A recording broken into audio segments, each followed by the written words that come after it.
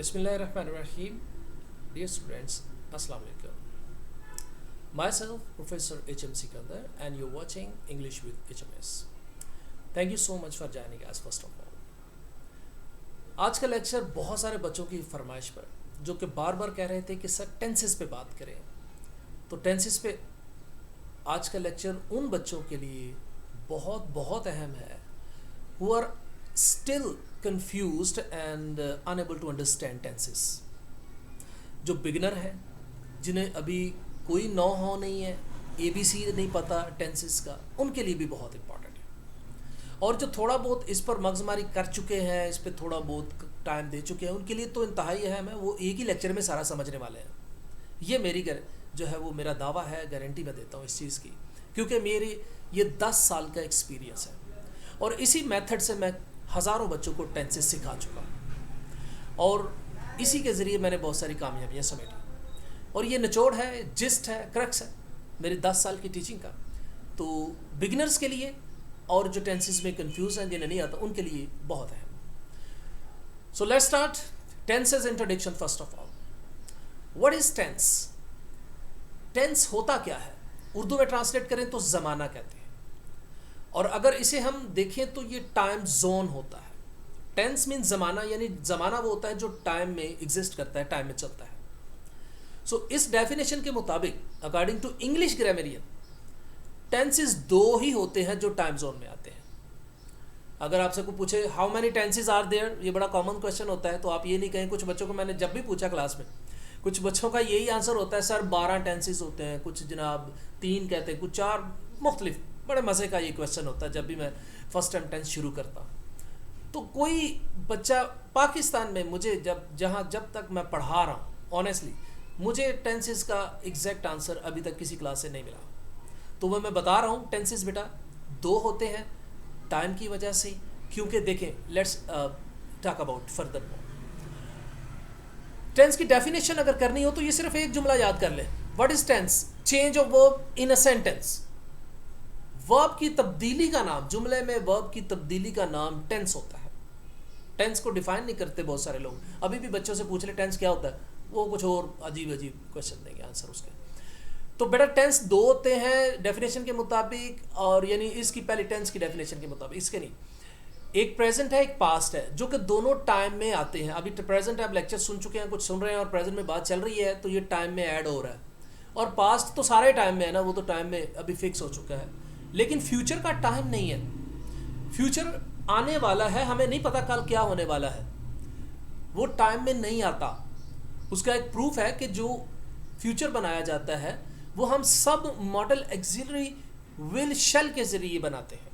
Modal verbs use करते हैं, will और शेल. आपने देखा होगा फ्यूचर इंडेफिनिट में भी विल शेल यूज होता है, फ्यूचर कॉन्टिन्यूअस में भी विल शेल आएगा, परफेक्ट में भी विल शेल आएगा, और परफेक्ट कंटिन्यूअस में भी विल शेल ही यूज होगा, और आगे फर्दर थोड़ा चेंज करके उसे बनाएंगे. वो अज्यूम्ड किया होता है, सपोज किया होता है कि कल ऐसा होगा, ऐसा होगा, ऐसा, लेकिन वो टाइम में नहीं आता. We are not sure about it. ये सबूत है, ये दलाइल है, और इंग्लिश ग्रामरियन की बहुत सारी बुक्स में ये उन्होंने मेंशन किया हुआ है कि टेंसेस 2 ही होते हैं. चले, ये तो बहस थी कि टेंस होता क्या है और टेंसेस कितने होते हैं. ये मैंने आपके सामने आज ये इसका आंसर रख दिया. उम्मीद है आपको समझ आ गया. टेंस 2 है जो टाइम के मुताबिक है, और तीसरा हम सपोज करते हैं, फ़र्ज़ करते हैं. लेकिन जैसे मैथ में सपोज करते हैं, सारा मैथ ही सपोज है. फ़र्ज़ करें ऐसा, तो बस ये भी फ़र्ज़ ही करना है. तो इस पर हम मॉडल ऑक्सिलरी विल शेल की मदद से बनाते हैं. अच्छा बेटा, अब टेंस को समझने से पहले आपको वर्ड ऑर्डर समझना है. जुमले में कौन से इंपॉर्टेंट वर्ड्स होते हैं जिन और उनकी तरतीब क्या होती है, ये समझे बिना आप टेंस नहीं समझ सकते, सेंटेंस को नहीं समझ सकते. सेंटेंस क्या है? Group of words that gives us complete sense, जो हमें मुकम्मल सेंस देता है. फॉर एग्जांपल ये लिखा हुआ है, ही राइट्स अ लेटर, वो खत लिखता है. समझ आ गई भाई, वो खत लिखता है. अगर मैं इतना लिखूं ही राइट्स, तो कॉन्टेक्स्ट नहीं होगा, तो फिर ये समझ नहीं आएगा. वो लिखता है. चलो अ लेटर मैं लिख दूं तो फिर भी कोई कंप्लीट सेंस नहीं बनती इस हवाले से. जी, तो ये इंग्लिश वर्ड ऑर्डर बेटा, सब्जेक्ट लगाते हैं, वर्ब लगाते हैं और ऑब्जेक्ट लगाते हैं. ये तरतीब आपने बड़े अच्छे से याद रखनी है. उर्दू वर्ड ऑर्डर देख लें, जो हमारा स्ट्रक्चर है. मसलन वो खत लिखता है तो पहले सब्जेक्ट होता है, फिर ऑब्जेक्ट और फिर वर्ब होता है. थोड़ा गौर करें. इधर ऑब्जेक्ट पहले है और इधर बाद में है। देखें, ये इंग्लिश में सब्जेक्ट है, ही राइट्स वर्ब है, ये वर्ब है। लेटर, अ लेटर, ये ऑब्जेक्ट है जो एक्शन को रिसीव कर रहा है। ये होता क्या है, मैं अभी इस पे बात करने जा रहा हूँ। इसी तरह उर्दू में देख ले, पहले सब्जेक्ट वो, खत ऑब्जेक्ट जिस पे काम हो रहा है, और लिखता है, नहाता है, खाता है, धोता है, पीता है। उर्दू में आखिर में ही आपको वर्ब नजर आएगा। और ये जो है या था, गा, ये ज़माने को मेंशन करेगा, टेंस को मेंशन करेगा। है तो प्रेजेंट में, था तो पास्ट में, और गा तो फिर फ्यूचर में चला जाएगा। Very simple. आइए हम डिस्कस करते हैं कि ये सब्जेक्ट, वर्ब और ऑब्जेक्ट होता क्या है असल में। उर्दू में अगर जाए फेल, फाइल, मफूल, तो आप कंफ्यूज रहेंगे। मैं इंग्लिश में ही ट्रीट करता हूँ, और आपको सीखना भी ऐसे ही चाहिए, आसानी होती है। सब्जेक्ट बेटा डूअर ऑफ एन एक्शन या डूअर ऑफ एक्शन होता है। उर्दू में काम करने वाला, काम करने वाला, परफॉर्मर ऑफ एक्शन। जब एक सेंटेंस में कोई काम करने वाला मौजूद होगा, एक तो वो एक्टिव वॉइस होगा, और दूसरा, और उसे हम काम परफॉर्म करने वाला, एक्शन को परफॉर्म करने वाला कहेंगे सब्जेक्ट है। एक्टिव वॉइस का सारा बेस इसी पे है। और पैसिव वॉइस में देखें तो सारे का सारा वर्ब ही होता है। यही डिफरेंस है। What's the difference between active and passive voice बहुत सारे लोगों को नहीं पता। तो ये अभी यहाँ से ये भी समझ लें कि एक्टिव वॉइस में सब्जेक्ट सब कुछ होता है और पैसिव वॉइस में वर्ब सब कुछ होता है। सब्जेक्ट की ज़रूरत नहीं होती, करने वाला ज़रूरी नहीं पैसिव वॉइस में। तो इससे पहले तो ये समझें कि किसी भी सेंटेंस में जो काम कर रहा होगा उसे हम सब्जेक्ट कहते हैं। जैसे कि ये, वो, ही, यहाँ पर ये सब्जेक्ट, ये काम कर रहा है, खाती यही लिख रहा है। अगर मैं इसको मिटा दूं तो राइट्स अ लेटर, तो बात कंप्लीट नहीं होगी। ठीक है। तो अगर पैसिव वॉइस बनाए, अ लेटर इज रिटन, तो बात कंप्लीट होती है क्योंकि वो वर्ब है। अब वर्ब क्या होता है जी? एक्शन। एक्शन और डूइंग वर्ड होता है। बहुत सादा डेफिनेशन, इससे लंबी डेफिनेशन बिगिनर को याद नहीं करनी चाहिए, और बाकी कॉम्प्लिकेशंस बाद में, और उस पर बात करेंगे। क्योंकि मेरा जो मिशन है, या मेरी जो स्ट्रेटजी है, जो बहुत फ्रूटफुल है, बच्चे पसंद करते हैं इस हवाले से, वो है ईजी टू डिफ़िकल्ट, आसान से मुश्किल की तरफ जाएंगे।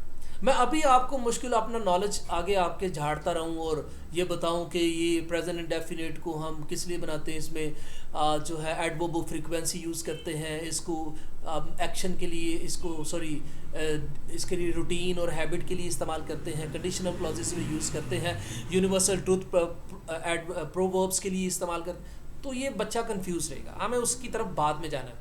अब मेरे टेंस समझाने का तरीका बहुत सिंपल है, सुन ले। जैसे अब एक गेम थी need for speed. Need for speed एक रेस वाली, कार वाली गेम होती थी। उसमें कुछ लैप्स बनाते थे, फिर वो आप रेस जीते थे। लैप 1, 2, 3, फिर आपकी रेस कंप्लीट होती थी। अब टेंसेस को सीखने के लिए मैं भी आपको कुछ लैप्स दूंगा, जिनमें 3 लैप्स मेजर हो। पहले आपको रूल्स की अंडरस्टैंडिंग करनी है। दूसरा लैप, आपको उसकी प्रैक्टिस करनी है। वो प्रैक्टिस मैं बताने चाह रहा हूँ, जो बहुत इंपॉर्टेंट है। और थर्ड लैप जो है, वो उसकी कॉम्प्लिकेशंस हैं, उसके फंक्शंस हैं, उसकी डिटेल है। जब आपको सड़क ही नहीं आपकी तैयार, तो आप गाड़ी क्या चलाएंगे? तो पहले इंफ्रास्ट्रक्चर बनाएं, फिर उसको फंक्शनल करेंगे कि ये स्कूल है, कॉलेज है, मार्केट है, क्या है। अभी सिर्फ हम बिल्डिंग तामीर करेंगे और बाद में उसको फंक्शनल करेंगे। तो ये एक आसान तरीका होगा आपके लिए इंशाल्लाह। ये गारंटी है कि अगर आप सारे लेक्चर्स, ये 5-6 लेक्चर्स में मैंने टेंसेस को अच्छे से डिटेल में बताया जी। तो ऑब्जेक्ट क्या होता है? नंबर 3, ये 3 ही है ना आपके। अब तीसरा है object, receiver of an action, जो एक्शन को रिसीव करता है, जिस पे एक्शन इफेक्ट करता है। मसलन खाता है, इसमें खत पे जो भी काम किया जाए, लिखा जा रहा है, फाड़ा जा रहा है, धोया जा रहा है, या कुछ भी, आप ये एक्शन रिसीव करें, इसे हम ऑब्जेक्ट कहते हैं। अब कुछ प्रेडिकेट होती हैं सेंटेंस में, कॉम्प्लीमेंट्स होते हैं, सब्जेक्ट कॉम्प्लीमेंट, ऑब्जेक्ट कॉम्प्लीमेंट है, स्टेट या लिंकिंग वर्ब्स होते हैं। अभी हम इसकी बात बिल्कुल नहीं करेंगे। Is are am, to be forms कैसे, कहाँ यूज़ होती है, वो स्टेट और टेंस में भी आती है, लेकिन अभी हम उसके बाद, लेकिन ये कुछ चीज़ें हैं जिसका मैं आपको क्लू दे रहा हूँ, इस पर बाद में बात करें। एक्सरसाइज की तरफ आते हैं ताकि आपको आसानी हो। बेटा ये वी आपका यहाँ पर सब्जेक्ट है, ये वर्ब है, और ये ऑब्जेक्ट है। जैसे ये मैंने बताया, SVO याद कर लो, इंग्लिश का ये वर्ड ऑर्डर है, उर्दू का SOV। अब थोड़ा सा कॉम्प्लिकेटेड में आते हैं। शी इज़ वॉचिंग, अब ये सब्जेक्ट है, इज वॉचिंग, ये अब इसकी मदद कर रहा है इस वर्ब की, इसे ऑक्सिलरी या हेल्पिंग वर्ब कहेंगे। तो ये है वर्ब ही, दोनों वर्ब है। अब मूवी, अब ये एक ऑब्जेक्ट है। अब थोड़ा और कॉम्प्लिकेटेड करते हैं। Ali will see you tomorrow. Ali will see verb, subject, verb and object. अब tomorrow क्या है? ये एडवर्ब टाइम है, ये बाकी बात की बातें, ये एक्स्ट्रा चीज़ें। अब और थोड़ा सा कॉम्प्लिकेट करते हैं इसे। People, subject, have been performing। अब वर्ब 3 वर्ड्स पर मुश्तमिल है, थोड़ा और लंबा हो गया। यहाँ एक वर्ड है, यहाँ 2 हैं, यहाँ भी 2 हैं, यहाँ 3 पर वर्ब मुश्तमिल है। अब ये किस तरह बने हैं इस पे बाद में तीसरे लैब में डिटेल से बताऊंगा कि हैव के बाद बीन ही क्यों आता है और आईएनजी फॉर्म क्यों है। द ड्यूटी ये अब 2 वर्ड्स पर मुश्तमिल है ऑब्जेक्ट, पहले एक पर था, 2 पर, अब ये 2।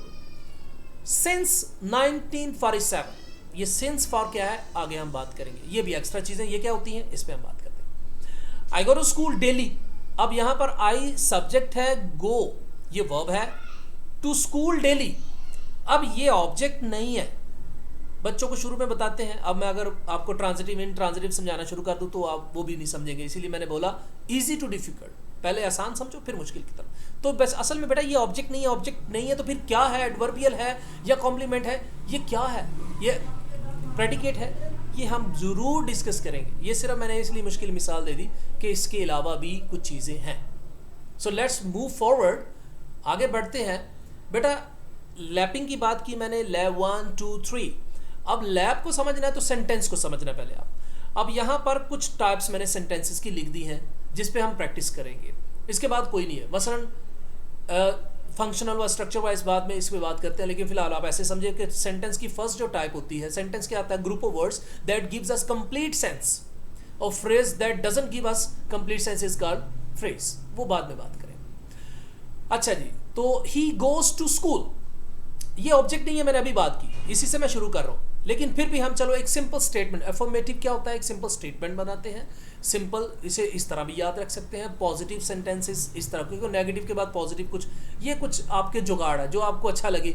अब वो असर्टिव है वो बाद में हम बात कर लेंगे, वो उसमें नेगेटिव भी आ जाता है, इसलिए मैंने नहीं लिखा।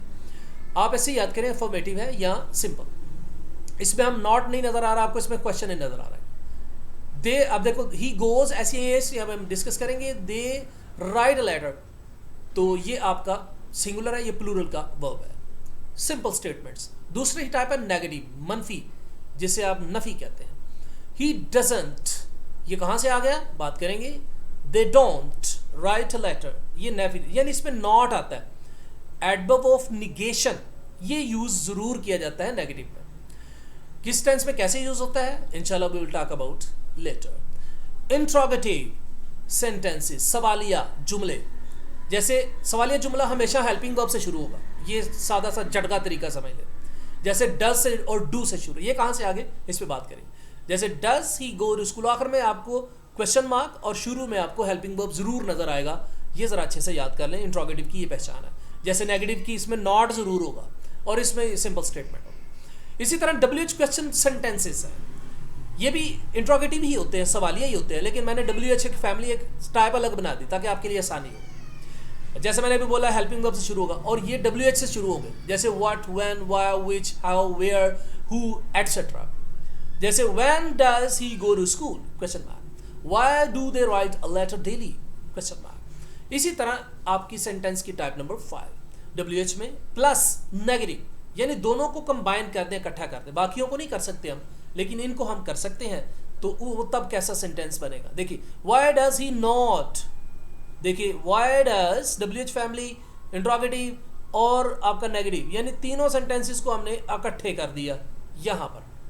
टू स्कूल डेली, इसको नहीं। इसी तरह why do they not write a letter, why do they not, why WH भी आ गया, हेल्पिंग वर्ब भी आ गया, सब्जेक्ट आ गया, एडवर्ब ऑफ निगेशन नॉट भी आ गया, नेगेटिव भी आ गया, आगे फर्स्ट वर्ब भी आ गया, आर्टिकल आ गया, ऑब्जेक्ट आ गया, नाउन आ गया, और इसी तरह आपका एडवर्ब टाइम आ गया। ये बाकी सारी चीज़ें एक एक चीज़ को हम डिटेल से डिस्कस करेंगे अगर आप मेरे कनेक्शन में रहें। तो बेटा फाइनल और आखिरी लैब होगा आपका, जिसमें हम आपको फिलोसॉफिकली, यानी जो कुछ टीचर्स दोस्त या कुछ खुद पढ़ाना चाहते हैं आगे, उनके लिए ये चीज़ बड़ी इंपॉर्टेंट होगी। अभी तक तो उनके लिए कुछ नहीं है, जो पढ़ाते हैं टीचर्स हैं, और बच्चे जो बिगिनर हैं उनके लिए बहुत कुछ है, लेकिन टीचर्स के लिए और बाकी आगे अच्छे तरह समझने की, इंग्लिश को समझने के लिए फंक्शंस थर्ड लैब होगा, ये समझना उनके लिए बहुत ज़रूरी है। इसमें बहुत कुछ सीखने के लिए होगा।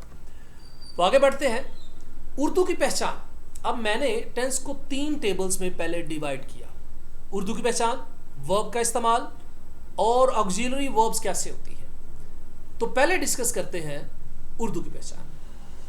पहले आपको हर टेंस में उर्दू को समझना है। टेंस का टेबल पहले देख लें बेटा। प्रेजेंट हाल उर्दू में कह लें फेल हाल, और उसकी पहचान होगी कि फिक्रे के आखिर में है आना। जैसे ये देखिए, ता है, यहाँ पे भी है, चुका है, रही। इस तरह याद करना आसान होता है।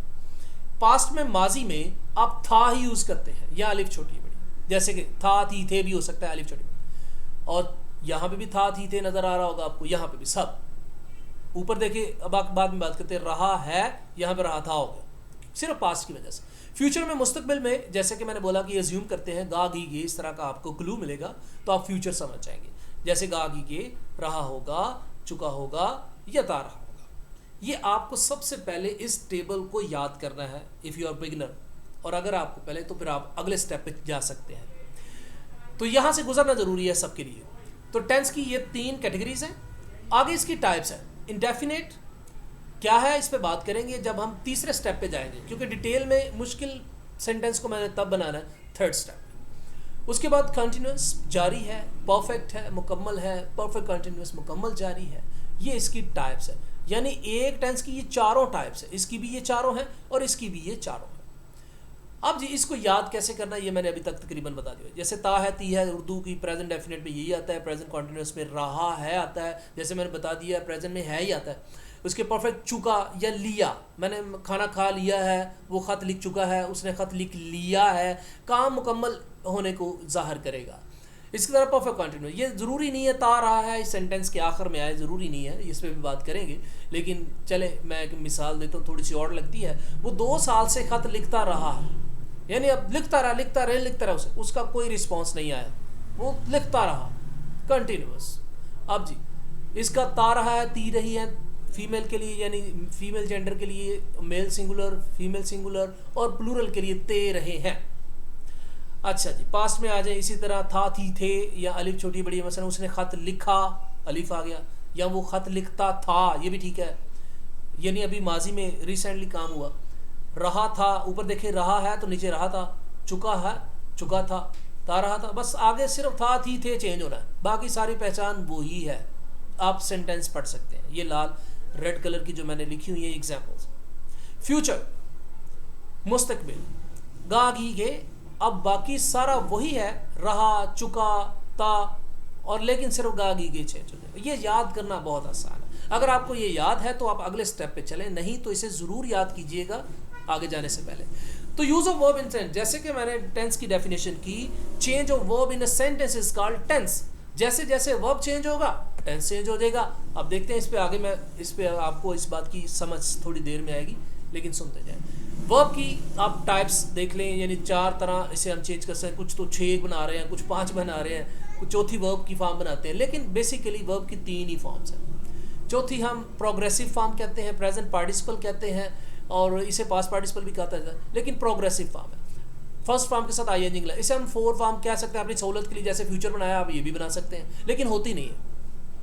जैसे write, wrote, written and writing, first, second, third and इस तरह, ये मैंने यहाँ पे मेंशन किया हुआ। प्रेजेंट में इंडेफिनेट में फर्स्ट फॉर्म ही आती है हमेशा। अब ये केस वेरी करता है कि सिंगुलर होगा तो फिर एस का इजाफा कर देंगे, प्लूरल में नहीं करेंगे, जैसे राइट और राइट्स। इसी तरह पास्ट इंडेफिनेट में सेकंड, ये वाहिद टेंस है जिसमें सेकंड फॉर्म आती है, बाकी किसी टेंस की टाइप में सेकंड फॉर्म नहीं आती। ये याद रख लें, सेकंड फॉर्म सिर्फ पास्ट इंडेफिनेट में आती है, किसी पैसिव वॉइस, एक्टिव वॉइस किसी जगह पर इसके अलावा नहीं आएगी। ठीक है। अब जी ये भी इस तरह याद रखें, कैसे रोट मैं बाद में बात करूँगा। Future first form right. इसी तरह कॉन्टिन्यूस में याद रखिएगा, जहाँ पे ये वर्ड कॉन्टिन्यूस आ जाता है, काम जारी को होना कहता है, इधर भी आता है इधर भी आता है, दोनों को देखें गौर में, परफेक्ट कॉन्टिन्यूस और कॉन्टिन्यूस, वहाँ आईएनजिंग फॉर्म ही आएगी।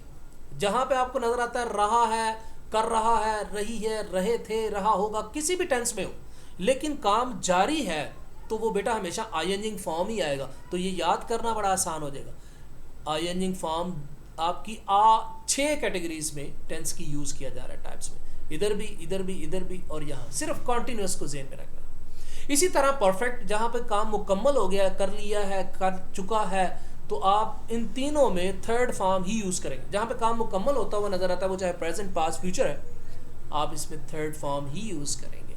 ये टेबल भी अच्छे से, पहला टेबल याद करने के बाद, समझने के बाद इस टेबल को मेमोराइज करें। अगर आपको ये भी आता है तो फिर आगे बढ़ते जाएं, इस टेबल पे आ जाएं। ऑक्सिलरी, जिसका मतलब है हेल्पिंग वर्ब्स इन टेंसेस, मददगार जो वर्ब्स है, वो तो मैंने अभी मेन वर्ब्स की बात की थी, अब ये उसके मददगार है जो उसको उसका टेंस ज़माना ज़ाहिर करते हैं, जिसमें वो कैसे, इन दो में हेल्पिंग वर्ब्स तब तक नहीं होते जब तक ये नेगेटिव और इंट्रोगेटिव में नहीं जाते। और याद रखिए, ये मैं जो टेबल लिख रहा हूँ और जिस पे मैं आज सिर्फ बात करूँगा, वो अफर्मेटिव और पहली सेंटेंस की टाइप होगी। अभी मैं नेगेटिव पे नहीं बात कर रहा, इंट्रोगेटिव पे नहीं बात कर रहा, ना WH फैमिली है, ना डबल पे आ जाएंगे, ना फंक्शन है। इस लेक्चर में सिर्फ पॉजिटिव और अफर्मेटिव और इस सेंटेंस पे बात करेंगे, उस हवाले, नेगेटिव में नहीं। अगर पॉजिटिव की बात करें, अफर्मेटिव की बात करें, तो उसका कोई हेल्पिंग वर्ब इस प्रेजेंट डेफिनेट और पास्ट डेफिनेट में नहीं होता। इसका ये फार्मूला, सब्जेक्ट लगाएं, फर्स्ट फॉर्म लगाएं, अगर सिंगुलर है तो ऐसे इसका इजाफा करें, जैसे कि ये देखें, you, they, right, he, she, it और राइट्स, ऐसे इसका इजाफा करते हैं, और ऑब्जेक्ट, सिंपल। नेगेटिव की बात अभी नहीं करते। पास्ट में चले जाएं तो SVO, V2, यहाँ सेकंड बार, जैसे मैंने बोला पास्ट डेफिनेट में हमेशा सेकंड, और ये बहुत इंपॉर्टेंट, जिस बच्चे को ये दो टेंसेस आ जाते हैं वो काफ़ी हद तक राइटिंग में काफ़ी एक्सपर्ट हो जाता है, उसको बहुत कम मसाइल आते हैं, मिस्टेक कम होती है इंटर लेवल पर। इस पर फ्यूचर में विल शैल यूज़ करेंगे। आई वी के साथ शैल यूज़ करते हैं ट्रेडिशनली, और विल यूज़ करते हैं, वैसे आजकल ख़त्म हो गया शैल, अमेरिकन ये सारा विल ही यूज़ करते हैं, और फर्स्ट ईयर में विल यूज़ करना है सब। आई विल, कोई काम बाज, ये क्यों कहते हैं कि जी अगर काम ज़रूरी हो तो फिर शैल लगाते हैं, ये भी एक धोखा है जो अभी तक टीचर दे रहे हैं। मैं इस पर बात करूँगा कि वो एम्फेटिक सेंटेंसेस को कैसे बनाते हैं।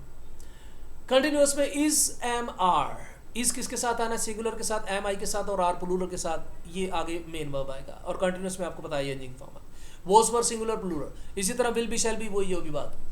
Has, have, has singular plural, और हैड सबके साथ। विल हैव, शैल हैव, देखिए हैव ही आया इसके बाद, क्योंकि इसकी रिक्वायर्ड ही फर्स्ट फॉर्म है, तो है फर्स्ट फॉर्म, बाद में बात करेंगे। इसके परफेक्ट कंटिन्यूस में आप देखें, has been, have been, had been, और will have been, shall have been, ये सारा यूज़ किया गया। इसको याद कर लें। अब table number 1 Urdu, table number 2 verb, table number 3 auxiliary verb को अगर आप इकट्ठे करें तो इस तरह का कुछ सीन बन जाएगा याद करने के बाद। अगर आपको तीनों टेबल आते हैं तो फिर डायरेक्ट इस टेबल पे आ जाए, और अगर नहीं तो पहले वो याद करें ताकि ये समझना आपको आसान हो। ये बहुत ही, ये समझ लें, ये क्रक्स है, जिस्ट है टेंसेस को। आपको ये टेबल समझने में, याद करने में 1 दिन लगे, 1 घंटा लगे, और या 2 दिन, 1 हफ्ता लग जाए, इसको अच्छे से समझें, प्रैक्टिस करें। इसके बाद सारी ज़िंदगी आपको टेंसेस में कोई कन्फ्यूजन नहीं रहेगी। ये आज आपकी कन्फ्यूजन दूर करते हैं। So let's talk about. अब वो तीनों को जब मैंने इकट्ठा किया तो आप देखें, उर्दू की पहचान ता है, ती है, ती इधर आ गई, और जो पॉजिटिव की बात कर रहा हूँ ना, अभी अफर्मेटिव की बात कर रहा हूँ, अभी नेगेटिव की मैं बात नहीं कर रहा, वो बाद में। तो फिर आप वो जो प्रीवियस मटीरियल है वो इधर आ गया। यहाँ पे देखें, ही रोट अ बुक, था, थी, थे, शैल, विल फर्स्ट फॉर्म, गागी के उर्दू की पहचान, रहा है, इज, आर, एम, इसकी मैं यहाँ पर ये मिसालें लिख चुका हूँ। मसलन ही राइट्स अ लेटर, अगर ये प्लूरल होता, दे राइट अ लेटर होता। वो खत लिखता है, ता है, ही राइट्स अ लेटर। उसने खत लिखा, ये अलिफ छोटी है, ही रोट अ लेटर। मैंने वर्ब को रेड में कर दिया सब, और मैंने डेफिनेशन भी की थी, change in verb is called tense. अब उसको प्रूफ कर रहा हूं। ये जो ब्लैक में नजर आ रहे हैं, या ये सारे सब्जेक्ट हैं और ये सारे ऑब्जेक्ट हैं, या कुछ एडवर्ब्स है।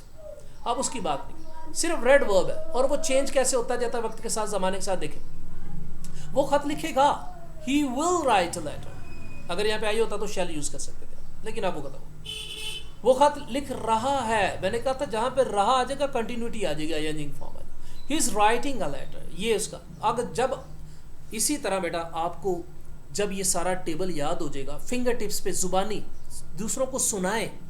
यहाँ पर क्रैमिंग ड्रिलिंग करनी है। वैसे वो मना किया जाता है कि क्रैमिंग ड्रिलिंग नहीं करनी चाहिए, लेकिन बिगिनिंग में, शुरू में कुछ चीज़ों पर बहुत ज़रूरी होता है, तो ये समझे उनमें से ही एक बहुत ज़रूरी है।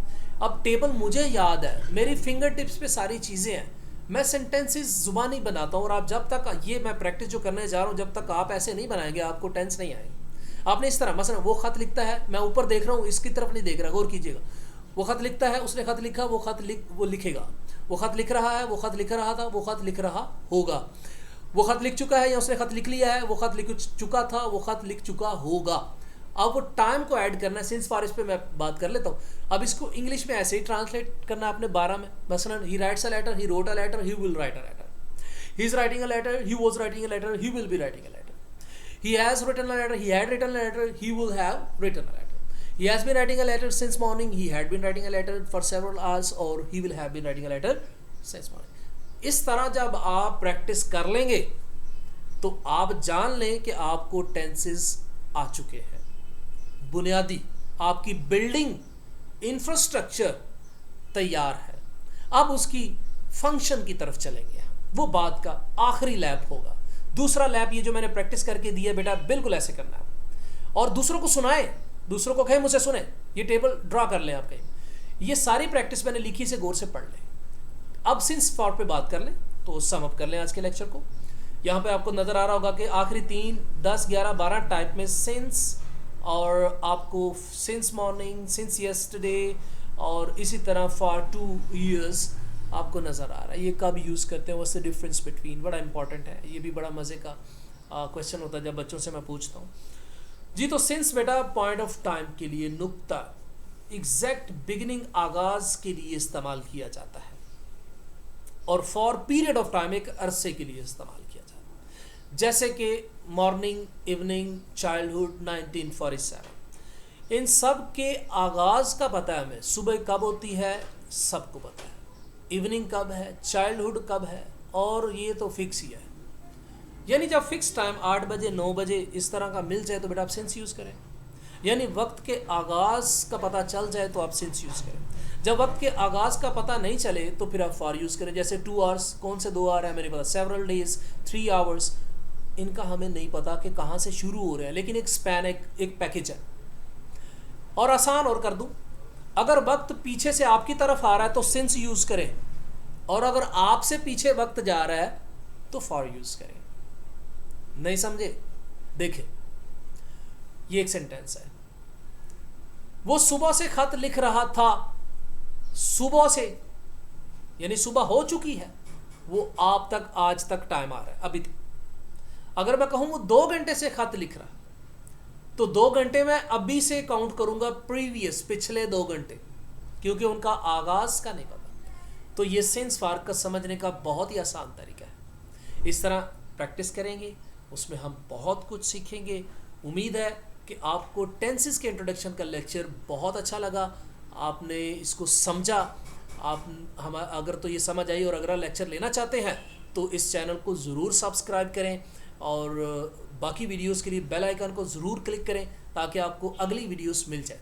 फिर मैं बात कर रहा हूँ सिर्फ 4-5 लेक्चर्स में आपको टेंस सारी ज़िंदगी के लिए इंशाल्लाह आ जाएंगे। अगर just do it as I say तो ये बहुत आसान हो जाएंगे आपके लिए। Stay with us, myself HM Sikandar. Hope you enjoy the lecture. इसकी प्रैक्टिस ज़रूर करें। नेक्स्ट लेक्चर में हम नेगेटिव, इंट्रोगेटिव, WH ये सारे डिस्कस करेंगे, और फिर तीसरे लेक्चर में थर्ड लैब की तरफ बढ़ेंगे, और ये जो 12 आपकी टाइप्स एंड टेंसेस की एक एक करके हम डिस्कस करेंगे, यानी 12 लेक्चर्स, और ये 2-3 लेक्चर, यानी ऑलमोस्ट 15 लेक्चर्स में आपका सारा टेंस मैं सम अप कर दूंगा। Thank you so much, see you, अल्लाह हाफिज़।